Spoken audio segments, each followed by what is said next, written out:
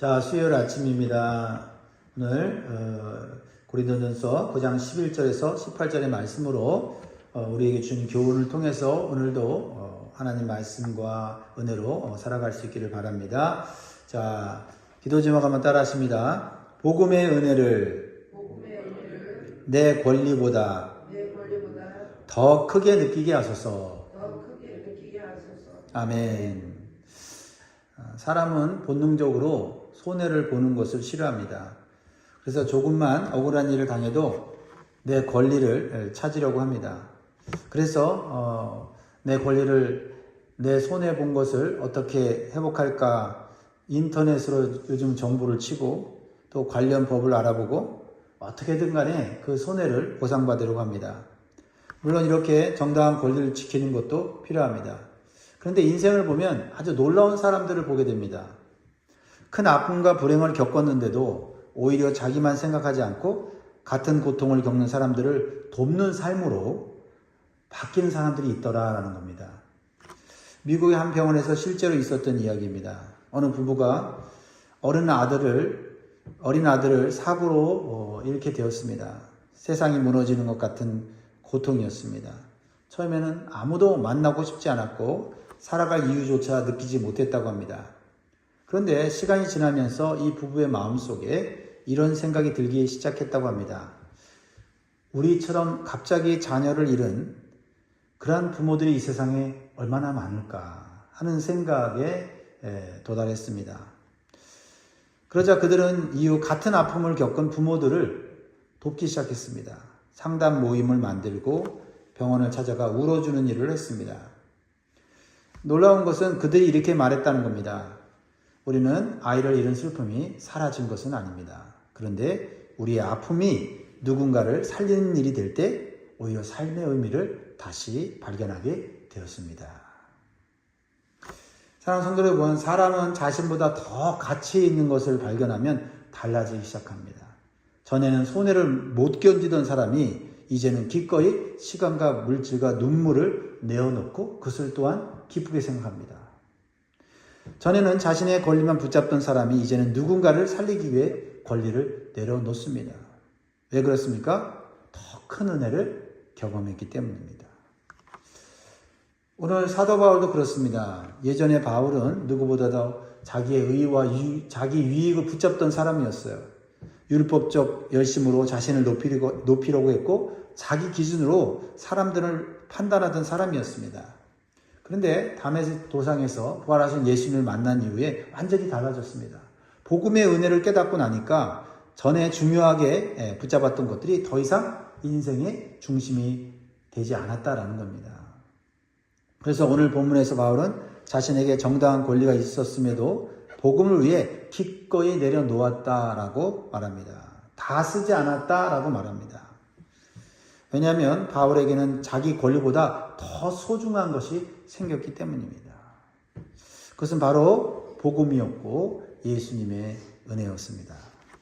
오늘 말씀을 통해 복음의 은혜를 진짜로 경험한 성도는 왜 이전과 다른 삶을 살게 되는지, 그리고 복음의 은혜를 삶 속에서 어떻게 드러내야 하는지를 살펴보고자 합니다. 첫 번째는요, 복음의 은혜를 아는 성도는 권리보다 복음의 유익을 먼저 생각합니다. 그 복음으로 내가 구원받았기 때문에 그 복음이 잘 되기를 원합니다. 11절 12절을 봅니다. 우리가 너희에게 신령한 것을 뿌렸은즉 너희의 육적인 것을 거두기로 과하다 하겠느냐? 다른 이들도 너희에게 이런 권리를 가졌거든 하물며 우리일까 보냐? 그러나 우리가 이 권리를 쓰지 아니하고 범사에 참는 것은 그리스도의 복음에 아무 장애가 없게 하려 함이로다. 권리가 없는 게 아닙니다. 권리를 또한 무시하는 것도 아닙니다. 근데 권리보다 더 중요한 것이 있다. 그것은 복음인데 내가 받은 그 복음이 방해받지 않고 장애받지 않기를 원하는 그 마음이 있다라는 겁니다. 그래서 복음을 깊이 경험한 성도에게 있어서 가장 큰 변화는 뭐냐면 무엇이 내게 유익한가 보다는 무엇이 복음에 유익한가를 생각하게 된다는 겁니다. 이것이 구원받은 성도, 은혜를 깨달은 성도의 마음이에요. 복음이라고 하는 것을 소중히 여긴다. 그렇습니다. 바울은 사도로서 고린도 교회에 대해서 분명한 권리를 갖고 있었습니다. 복음을 전했고 교회를 세웠고 밤낮 수고하여 성도들에게 영적인 씨앗, 신령한 것을 뿌렸습니다. 그러므로 교회로부터 도움과 후원을 받을 권리가 있었다는 것이지요. 그것을 13절 14절에 이렇게 말합니다. 성전에 일을 하는 이들은 성전에서 나는 것을 먹으며 제단에서 섬기는 이들은 제단과 함께 나누는 것을 너희가 알지 못하느냐? 이와 같이 주께서도 복음 전하는 자들이 복음으로 말미암아 살리라 명하셨느니라. 그런데 바울은 그 권리를 고린도 교회에서는 의도적으로 사용하지 않았습니다. 왜 그렇습니까? 자신이 전하는 복음이 사람들에게 오해받을까 봐 자신의 권리를 사용하지 않았다고 말을 합니다. 그는 자신의 권리보다 복음의 길이 막히는 것이 더 중요하게 여겼다라는 겁니다. 사랑하는 성도 여러분, 사람은 원래 자기 손에 굉장히 민감합니다. 크고 작은 게 문제가 아니라 손에 본다는 그 자체로 사람들은 굉장히 민감합니다. 작은 억울함도 오래 기억합니다. 조금만 불편해도 마음이 상합니다. 그런데 더 큰 애를 경험하면 이전과 다른 삶을 살게 된다라는 겁니다. 그러니까 권리를 내려놓으라 이런 율법적으로 얘기하면 불편해집니다. 왜 내가 내려놔야 되지? 예수 믿는 거 꼭 내려놔야 되나? 그런데 내가 예수 믿게 된 그 은혜, 복음의 그 놀라운 축복을 깨달으면 때로는 복음을 위해서 권리를 내려놓을 수 있는 마음이 생긴다라는 거죠. 한국의 한 장기 기증자 유가족의 이야기를 들은 적이 있는데요. 사고로 사랑하는 자녀를 잃은 부모였습니다. 얼마나 억울하고 마음이 무너졌겠습니까? 그런데 그 부모는 마지막 순간에 이런 생각 저런 생각을 하다가 장기 기증을 결정했다고 합니다. 그리고 나중에 이런 말을 했습니다. 우리 아이는 떠났지만 다른 누군가는 살아나기를 바랬습니다. 쉬운 생각 아닙니다. 감동적이지만 그거 결정하기까지 누가 강요할 수 없습니다. 세상 기준으로 보면 너무 큰 손해입니다. 너무 아픈 결정이에요. 그런데 그 부모는 자기 슬픔만 붙잡고 살지 않았습니다. 누군가를 살리는 것이 더 가치 있다고 여긴 것이지요. 이것이 바로 복음의 방향입니다. 예수님께서도 자신의 권리를 붙잡지 않으셨습니다. 우리를 살리기 위해서 십자가의 죽음을 선택하셨습니다. 그래서 복음을 경험한 사람은 점점 이렇게 질문하게 됩니다. 내 말이 옳은가? 라고 생각하기보다는 내 행동이 다른 사람을 살리고 있는가? 라는 질문에 더 관심을 갖게 된다라는 겁니다. 가정에서도 그렇지요. 부부가 끝까지 자기 말만 옳다고 주장하면 결국 둘 다 상처받습니다. 남는 것이 없습니다. 교회에서도 그렇습니다. 내 의견이 다른 사람보다 나을 수 있습니다. 그러나 그것이 공동체를 흔들어 놓는다면 복음의 향기를 잃어버릴 수 있다라는 겁니다. 성숙한 성도는 권리만 붙잡는 사람이 아니라 복음의 은혜를 드러내기 위해 때로는 양보할 줄 아는 사람이에요. 왜냐하면 예수님의 은혜가 공동체 안에 흘러가기 시작하기 때문에 그렇습니다. 사랑하는 성도 여러분, 여러분의 말과 태도가 사람을 살리고 복음을 드러내는 은혜의 향기가 되기를 주의 이름으로 축복합니다. 자, 두 번째로요, 복음의 은혜를 아는 성도는 받은 사명을 당연한 것으로 감당합니다. 당연한 것으로 여긴다는 것. 이게 보통 은혜가 아니에요. 그렇죠? 사명을 받는다 그러면 사람들은 일단 부담스러워하고 또 책임을 맡는다 그러면 피하려고 하죠. 그런데 그것을 당연하게 여기는 마음은 어디서 나올까요? 이 사도 바울의 마음을 우리가 보겠습니다. 16절 같이 읽습니다. 시작. 내가 복음을 전할지라도 자랑할 것이 없음은 내가 부득불 할 일임이라. 만일 복음을 전하지 않으면 내가 화가 있을 것이로다. 도대체 이런 마음은 어디서 나오는 것일까요? 복음을 전하는 것 참 수고롭고 힘든 일 아닙니까? 핍박받고 오해받고 때로는 모든 것을 또 빼앗기는 그런 위기 속에 들어가지 않습니까? 그런데 바울은 복음 전하는 일을 억지로 떠밀려서 하는 일처럼 말하지 않습니다. 오히려 사도 바울은 뭐라고 얘기합니까? 나는 이 일을 하지 않고는 견딜 수가 없다. 그렇게 핍박받고 그렇게 고난을 당하는데도 이 복음을 전하지 않고는 나는 못 견디겠다. 심지어는 이렇게까지 얘기하죠. 복음을 전하지 않으면 내게 화가 있을 거다. 왜 그랬을까? 한 가지 이유밖에 없어요. 고난과 핍박과 그 어떤 억울함보다도 주님께 받은 은혜가 더 컸기 때문이다. 예전에 바울은 자기 성공과 자기 열심을 위해 살던 사람이었습니다. 사람들에게 인정받고 종교적 열심으로 자신을 높이려고 했죠. 그런데 예수님을 만나고 완전히 바뀌었습니다. 자신이 얼마나 큰 죄인이었는지, 죄인 중에 괴수라고 말하지 않았습니까? 그런 자신을 예수님께서 얼마나 큰 은혜로 살리셨는지를 진짜 깨달은 거지요. 그래서 이제는 내가 무엇을 얻을까 보다 어떻게 이 은혜를 전할까 라는 생각을 하게 되었다라는 겁니다.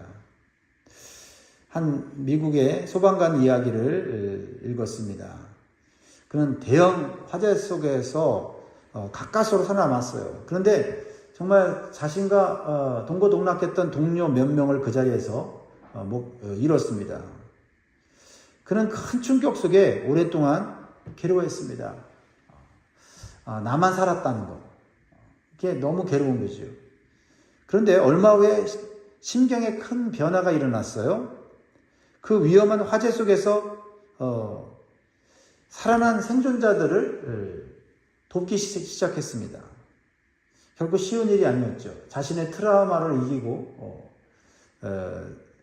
불 속에서 살아난 그 사람들, 장애를 겪기도 하고 여러 가지 외상후 증후군을 겪기도 하는 그 생존자들을 자기 일처럼 돕기 시작했죠. 사람들이 묻습니다. 왜 그렇게 힘든 일을 계속 하십니까? 당신도 그런 화재 속에서 큰 트라우마를 갖고 계신데. 그러자 그가 이렇게 말했다고 합니다. 동료들 대신에 내가 살아남았기 때문입니다. 이제 누군가를 살리는 삶을 살아야 된다고 생각이 들었습니다. 이것이 내 삶의 목적입니다. 어떤 사람은 큰 불행을 겪고 트라우마 속에서 주저앉아 삽니다. 근데 어떤 사람들은 그 트라우마를 통해서 자신과 같은 고통을 당한 사람을 도우면서 인생에 남은 의미를, 가치를 찾아가는 것이지요. 그렇습니다. 사랑하는 성도 여러분, 은혜를 깊이 경험한 사람은 인생의 목적이 달라집니다. 전에는 인정받기 위해 살았는데 이제는 누군가를 살리기 위해 살아갑니다. 전에는 계산하며 섬겼는데 이제는 감사함으로 섬깁니다. 그래서 바울은 복음 전하는 일을 짐처럼 여기지 않았어요. 당연한 사명으로 여겼습니다. 받은 은혜가 너무나 큰데 이것을 나누지 않으면 내가 너무 이기적인 사람이 되기 때문에 오히려 화를 당할 것이라고 생각했습니다. 오늘날 성도들도 마찬가지입니다. 교회를 섬기다 보면 참 힘들 때가 있고 내가 왜 이 일을 해야 되나 하는 그 의미를 잃어버릴 때가 있죠. 그러나 지금까지 받은 은혜를 다시 기억하는 사람은 사명을 포기하지 않습니다. 왜냐하면 하나님은 나 같은 사람도 사용해 주신다라고 하는 그 사실 자체가 너무나 감사하기 때문입니다. 십자가를 깊이 묵상한 사람은 점점 원망보다 감사가 많아집니다. 그리고 그 감사가 기꺼이 섬기게 만드는 것입니다. 사랑하는 성도 여러분, 오늘도 받은 은혜를 기억하며 기쁨으로 하나님이 맡기신 사명을 즐겁게 감당하는 복된 성도가 되기를 주의 이름으로 축복합니다. 세 번째로는요, 복음의 은혜를 아는 성도는 값없이 받은 사랑을 값없이 흘려보냅니다. 이것이 사도 바울의 마음이었죠. 18절 말씀 같이 읽습니다. 시작. 그런즉 내 상이 무엇이냐? 내가 복음을 전할 때에 값없이 전하고 복음으로 말미암아 내게 있는 권리를 다 쓰지 아니하는 이것이로다. 사람은 보통 상 받으려고 일을 합니다. 여기서 상은 보상이죠. 일한 것에 대한 대가입니다. 상식적이고 당연한 거죠. 근데 바울은 놀라운 고백을 합니다. 내 상은 복음을 값없이 전하는 것이다. 잘 이해가 안 되더라고요. 처음에는 우리가 보통 주의 일을 하면서 상을 천국에서 상급을 받는다 하면서 이제 우리가 견디는데 한 차원 더 높은 한 차원 더 깊은 얘기를 하고 있어요. 내 상은 복음을 값없이 전하는 것이다. 세상 사람들은 이해 못하겠죠. 세상 사람들은 뭔가를 하면 대가를 먼저 생각하지 않습니까? 무엇을 받을 수 있지? 무슨 유익이 있지? 내게 돌아오는 것이 뭘까? 그런데 바울은 복음 전하는 것 자체를 상으로 여겼다. 왜냐하면 복음 자체가 값없이 받은 은혜였기 때문이다 라는 거죠. 우리는 돈으로 구원받지 않았습니다. 어떤 능력이나 노력으로 구원받은 것도 아닙니다. 예수님께서 십자가에서 값을 다 치르셨기 때문에 우리는 은혜로 살게 되었습니다. 은혜로 천국 가게 되었습니다. 은혜로 상속자가 되었습니다. 은혜로 상상할 수 없는 많은 것을 얻게 되었습니다. 그래서 복음을 진짜 깨닫고 경험한 사람은 조금씩 계산적인 삶에서 벗어나기 시작합니다. 몇 년 전에 실제로 알려진 이야기인데요. 어느 식당에 한 노인이 매주 와서 자기 식사값보다 조금 더 많은 돈을 두고 갔다고 합니다. 주인이 항상 식사값보다 많은 돈을 내고 가서 궁금했는데 어느 날 물어봤어요. 왜 식사값을 이렇게 많이 내고 가시냐고. 그러니까 그 노인이 이렇게 대답했습니다. 언젠가 나도 정말 힘들 때 누군가 밥 한 끼를 사준 적이 있습니다. 그 은혜를 잊을 수가 없습니다. 그래서 그는 자신도 모르는 누군가의 식사를 조용히 대신 계산해주고 있었던 것입니다. 사랑하는 성도 여러분, 은혜는 흘러가는 것입니다. 복음을 경험한 사람은 자꾸 사랑을 흘려보내게 되어 있습니다. 우리 육신의 본성이 야, 이 정도면 됐지. 뭘 또 베푸냐. 그런데 은혜를 깨달으면 나도 모르게 베풀고 싶고 베풀어야 된다고 하는 이 부담감이 기쁨으로 바뀌고 그래서 또 베풀게 되는 거죠. 그 베풀고 나면 또 보람이 있고 이러한 어떤 우리 안에 그러한 작용이 복음을 통해서 일어나는 것 같습니다. 용서받은 사람은 용서하려 하고 위로받은 사람은 위로하려고 하고 살아난 사람은 누군가를 살리려 합니다. 그래서 우리는 복음을 통해서 계속해서 우리는 용서를 받아야 되고 위로를 받아야 되고 우리는 우리의 생명이 솟아나야 됩니다. 할렐루야. 그래서 우리는 자꾸 율법적으로 사랑해야 된다, 용서해야 된다, 베풀어야 된다 이거보다는 복음 앞에서 복음이 나를 어떻게 변화시켰는지를 우리는 깨닫기 위하여 묵상하고 그 은혜를 세워봐야 될 줄 믿습니다. 우리 마음에 은혜가 고갈되고 사랑이 메마를 때 우리는 복음 앞에 다시 서야 될 줄 믿습니다. 사랑하는 성도 여러분, 복음의 은혜를 머리로만 아는 것이 아니라 우리의 삶 속에서 그 복음의 은혜를 체험해야 될 줄 믿습니다. 우리가 주님 앞에 나아가면 주님은 언제든지 우리에게 은혜를 베푸시고 사랑을 베푸시고 용서를 베푸시고 우리에게 필요한 것들을 베풀어 주신 줄 믿습니다. 주님께 받은 걸 가지고 또 하는 거지요. 받지 않았는데 어떻게 줍니까? 그러므로 우리는 먼저 주님 앞에서 은혜를 받아야 될 줄 믿습니다. 성도 여러분, 값없이 받은 예수님의 사랑과 은혜를 세상 속으로 아름답게 흘려보내는 삶이 다른 사람도 살리지만 나도 사는 길이다라는 것입니다. 내가 가진 것을 움켜잡고 이거 없어지면 못 살지 하고 아끼고 절약해도 행복해지지 않는다는 겁니다. 오히려 나누고 섬길 때 하나님께서는 은혜의 선순환을 이루어 주신다라는 겁니다. 그것이 믿음이죠. 말씀 읽겠습니다. 사랑하는 성도 여러분, 우리가 받은 복음의 은혜는 우리의 삶을 이전과 다르게 살아가게 하는 하나님의 능력이에요. 우리는 전보다 다른 삶을 살아가야 합니다. 우리의 힘으로 그게 되지 않죠. 우리가 받은 은혜가 얼마나 큰지를 오늘도 우리가 말씀을 통해서 또 생활 속에서 주시는 기도 응답을 통해서 체험할 수 있기를 주의 이름으로 축복합니다. 그래서 우리 영광의 공동체, 우리 성도들의 가정에 은혜가 충만하게 흘러서 같이 행복하고 같이 즐겁고 같이 건강한 신앙생활을 할 수 있기를 주의 이름으로 축원드립니다. 아멘. 기도하겠습니다.